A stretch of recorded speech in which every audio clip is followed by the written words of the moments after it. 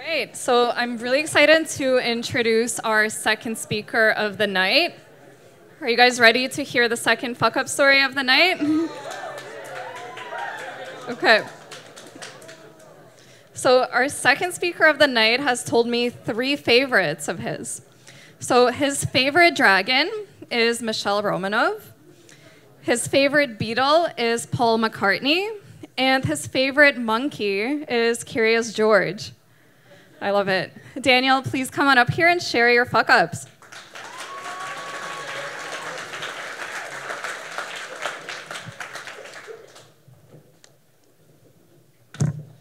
Thanks, Marsha. I still can't believe you convinced me to do this. I haven't shared this story publicly ever, besides our private event at Chulik a little while ago. So enjoy. Can't wait for the questions.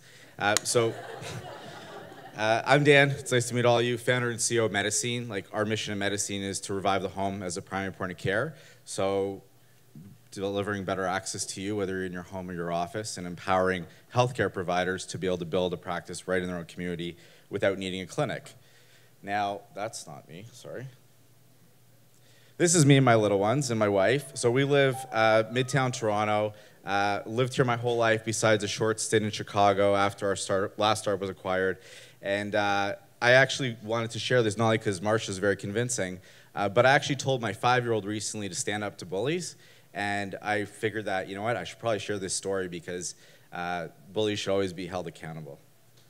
So I've been in the startup space for a little while now. I actually counted, I think it's been like 14 years. I really can't believe it. My first startup was a website called universityparty.ca, which you'll all hear about very shortly. Don't look it up because it's actually a porn site right now. I let the domain expire, okay? I don't get a royalty if anyone purchases tonight. So I let it expire a number of years ago, and someone who was enterprising realized we was still getting a lot of traffic, snapped it up. So those guys at the back, looking it up right now, just put your phones down, okay? Then moved on and literally then created a youth marketing agency, helping big and small brands alike launch provincial or national programs like Mazda and Blue Notes and some others. And then did my MBA at Chulik at the same time. The day I graduated, funny enough, I graduated Chulik, just like you, and the next day I moved into the Ryerson DMZ. Go figure, right? But I joined up with a good friend of mine to help him launch his fintech startup called Smart Slips.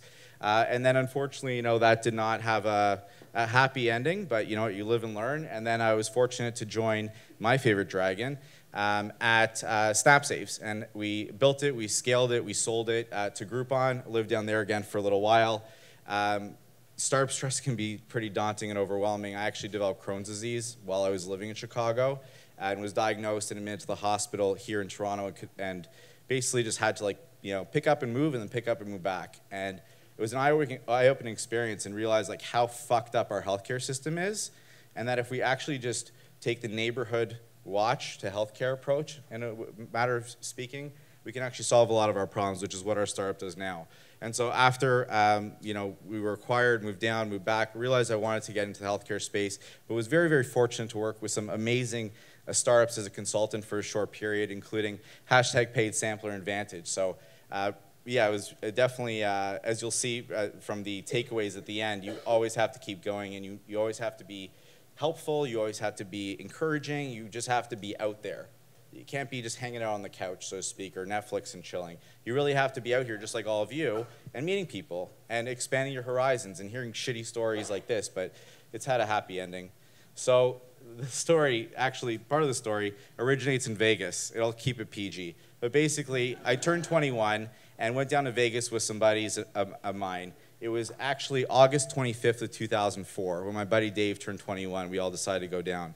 And on a Wednesday night at Tangerine Nightclub, someone took our photo. And I was like, that's really cool. They gave us a little card. I checked it out the next day. I literally paid $17.99 for dial-up internet at the Mirage Hotel and clicked and clicked and clicked until I got to photo 245 and said oh, that's us. That's awesome. Couldn't download it, right? It was 2004. But it was really cool. I'm like, that's engaging. This is the internet. This is neat. And I'd already started scoping out a beta. I didn't know it was called a beta back then. But it was universityparty.ca. And what University Party CA was a social networking site in 2004. It actually had a SaaS model, not that I knew what SaaS was, where we charged restaurants, bars, nightclubs a monthly fee to help them promote what they were doing. Because I went to Western. Did anyone go to Western here? Yeah? Anyone between 2000 and, how old am I? So between 2002, 2006? Anyone? No? Okay, I guess I'm a bit older. Anyway, so I did a lot of events. I was very involved in my fraternity, volunteer for like a number of social clubs. And I realized that I actually loved organizing events, but I really did not like promoting them. I might ask you once or twice if you want to go to an event, but that's it, And when we were down in Vegas anyways, just to rewind, I realized that photos are a great way to go. Let's do this. And I realized that what I experienced with the dial-up and the search, I just told them to go do it. They did the exact same thing. They paid their $17.99 and they browsed and browsed and browsed. And I just wondered, why couldn't I just tag it? Why couldn't I just tag the photo? And so by August of 2005, we had actually launched photo tagging in universityparty.ca, which is again a porno site. And so that's the origin story in terms of how it started. It's a little blurry, but basically it was all just a matter of connecting students to each other and bringing brands into the conversation in a meaningful way. No more visors and t-shirts. It's sponsor events and help us hang out with each other and do meaningful things. And that was the core of it. But our secret sauce was really the photos and the photo tagging. And this is what it actually looked like, funny enough. I know, the UX and UI is terrible, I know. But we had a lot of really neat things, the nightlife section where you could find out what to do and do guest lists, the party picks. There was even deals where you can get offers, job bank, because we're thoughtful like that, and various contests. This is me. I can't believe I still found this photo. I was working hard, as you can see. I'm all geared up in the university party shirt. So this is that, it was a lot of fun. I got to make a lot of new friends, work with some awesome brands. But at the end of the day, it really came down to the photos and the photo tagging. We had 100,000 students on the platform, 15 cities coast to coast. I didn't really know what I was doing, but it was really cool. And working with all these brands and be able to scale and work with other students and actually add value, for these brands, for these students to connect, it was very cool. So effectively what someone would do is they'd see themselves in a photo because, they might not remember what they did last night or who they met. So they'd actually be able to tag themselves. And that's what it looked like. Once you registered, you'd actually be able to tag yourself in a photo. And things were going really well. We had some awesome brands, the recurring revenue, and won a couple awards. I won Ontario Student Entrepreneur of the Year 15 years ago or something like that. And some of our clients, again, were Apple and Rogers and H&M and Pizza Pizza. So things were really, really good. I was like, well, this is cool. I'm in school. I'm going into 4th year, running a startup. Didn't know it was called a startup. SaaS model. Didn't know it was a SaaS model at the time. But just did what I thought made sense, right? And had fun doing it. As I mentioned to you, while I was simultaneously running this new startup, where I didn't know what a VC was, didn't know what IP was, didn't know any other acronym, just knew that it was a good idea, I simultaneously was elected president of my fraternity. And these are a bunch of the dudes here, maybe some familiar faces, maybe not, but this is a picture of us down there. Down there was Washington, D.C. So they have an annual leadership conference where they send us all down and figure out how to work with other people and how to manage a budget, how to have fun doing it. And this was actually the agenda. And if you see down here, on August 11th, 2005 in Washington, D.C., the feature speaker was the founder of the Facebook.com. Does anyone see where this is going? Okay. I'm very trusting, almost to a fault sometimes. And I also like to ask questions. So that's who I met down there. And I like to ask questions, as I just shared, especially to keynotes. But I always save the question to the end. Why? Because I want to get to know them, develop rapport.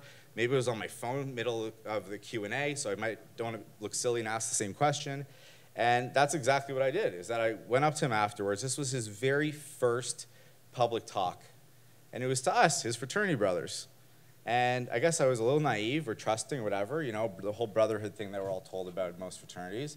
And I asked him, how the heck do you balance the Facebook.com and being in a fraternity and being in Harvard of all places? And so one thing led to another, and he actually ended up missing his flight, and we spent like 30, 40 minutes together. And like I started asking him questions, he started asking me questions. I said, this is cool, this guy is already onto something. Like as you can see here, it's so funny because of how big it is. But if you want to read down here, it says, thefacebook.com. Hear firsthand how the Facebook.com turned from a dorm room project into a multi-million-dollar business. I think it's a little bit past multi-million dollars now. But it was really interesting. I guess he was a bit nervous, if you can tell. But he was a really nice guy. You know, like I thought, you know, he's in my fraternity, want to ask questions, right? He was kind of a mentor of sorts. And unfortunately, I told him exactly what we were doing. I told him literally verbatim. I literally put my fingers over his head like this and said, that's how we generate traffic. We take photos of people. We had our university party patrol, our paparazzi, which we hired in all the campuses to post the photos, and people would tag themselves. I also told him that not only would you just tag the photo, but our next iteration was to be able to tag yourself in the photo by putting a square over your face. And I don't think he's here tonight, but anyways, this is between all of us, right? But the gentleman who actually coded it and built it with me is the founder and president of StatFlow, Kevin. Does anyone know Kevin? Yeah? So anyways, he actually built it while he was running a dev shop in Windsor. So that's exactly what happened. And I was like, you know, kind of like, you know, geeking out. This is the founder of the Facebook that actually asked him to autograph my media kit. So this is his autograph. And he actually took the time to flip it through and learned exactly what we were doing. And so, you know, like I said, didn't know what IP was back in the day. And so, like, it was a really tough period afterwards because, you know, I thought that was a cool conversation. But 14 months after that, they filed for IP on photo tagging, right? Like, you know, sometime in 2006, I think October 2006, with some of the early founders of Facebook. And it was a really shitty experience because not only did like Facebook actually launch in Canada about like 6 months later after this conversation, because again, remember it's 2005, but they layered in photo tagging, as everyone well knows, and I think it's the most important feature, one of the most important features of Facebook. And so it really was just shitty. Like it was actually a really shitty time. Like here I was like building this startup in school, graduating, expecting to do it full time as soon as I finished up. And then what do you do when Facebook launches and then uses your secret sauce in a sense? Yes, I'm absolutely sure that the code is different, no doubt, but the concept was generally the same. And I'm sure that I was the inspiration for it, humbly speaking, and I wasn't even mentioned in one of the 34 pieces of prior art on the patent. So a little bit of shout out would have been nice. But anyway, you know, like I said, first time sharing this story, it's kind of crazy. And so like, you know, like I didn't know what VC was. I didn't even know what an angel was. And, you know, like between like, you know, the revenues from the brands, the big agreements from the brands, the recurring revenue from the bars and restaurants, even with that, I basically just doubled down and said, you know what, like, I know where this is going. Like, social media is here to stay. We're going to make a big thing out of it. And, you know, we certainly, like, you know, try to keep it going for as long as possible, but you can't compete with Facebook, even back then. I still remember my friend Simon Leith, who's you know, as an associate at Osler, which is our firm now, saying to me, Dan, like, you know, why would I ever go on universityparty.ca now? I can just go to Facebook. And I'm like, okay, well, that's, you know, you always remember like that one or two stories along the way. And I'll never forget when he said that. We were hanging out at Barney's, which is a bar in London, Ontario. So that was pretty much like the pivotal moment is like, I need to shut this down. You know, like I can't put more money into it. Again, I don't even think, was there a VC space in Canada in 2005? Can anyone tell me? Maybe Mark Skapinker was investing, but maybe that was it. So that was really the eye-opening thing is like, I had to find a way to like dig myself out of it. Took a number of years, for sure. And I don't know, silly enough, but like I guess it's just in my DNA. Like I actually just went right back and built another startup, taking all the assets that we had accumulated building universityparty.ca, all the goodwill that we created on campus with admins and the unions and the student groups and the brands and the agencies, and launched Campus Marketing Agency. So try to make the best of it, right? You just got to find a way forward. And like, I wish one of my friends was a lawyer back then. They're all lawyers now. Not really, it's not so helpful now. But in hindsight, just if I had a little bit of guidance, had someone to actually ask questions, I probably would have acted upon it then. You know, all I did in terms of any sort of recourse was just send him a letter, to be honest with you, once they got approved for the patent and said, just remember this happened. I didn't hear back from him, obviously. So that was like the aha moment in terms of like, I need to close this down. Like, you know, I was on Dragon's Den in season 2, and it was really soon after that, I'm like, okay, let's, you know, leverage some PR and just slowly wind this down. You know, the name, the experience, and all that, to be honest, probably got me into grad school, which is beneficial. And it also helped me pivot into the next business. And like every startup that I've been involved with and all the lessons I learned and the network that I built, it's just been helpful. You know, am I gonna get this one right? Really hope so. I mean, our healthcare system might depend on it, so we're gonna try. So, you know, some life lessons is like, you know, protect yourself. Like if you're a founder, part of a founding team, like make sure you have that IP in place if you can, at all costs. But just remember that if, at the same time, if someone has a very deep war chest, you know, it might not actually be enough. I still wish that I would have filed IP back in the day. You can't get too down on yourself. Like, startups are hard. You know, like, even, I would love to, you know, is Toby here? No? Toby, founder of Shopify? I'd love to know, like, most of these startups, you think that they get it right the first time, and they don't. They really iterate, I don't know, a month-to-month basis, if not more rapidly. And the key is to not run out of funding and just have the best team possible, and you hopefully will figure it out. And opportunities are everywhere. You know, like if I pointed at a couple, which I won't, especially those of you at the back on the porn site,